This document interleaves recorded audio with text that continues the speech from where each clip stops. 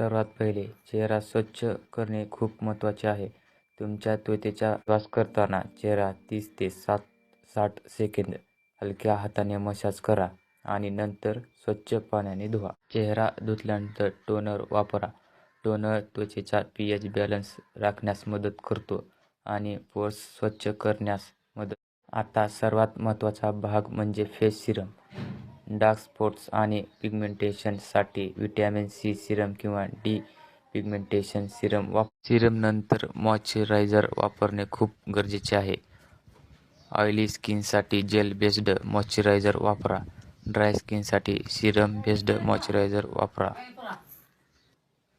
Moisturiser त्वचेला hydrate ठेवतो आणि त्वचेचे संरक्षण करतो. जर तुम्ही दिवसा बाहेर जात असाल तर SPF 30 किंवा SPF 50 सनस्क्रीन नक्की वापरा.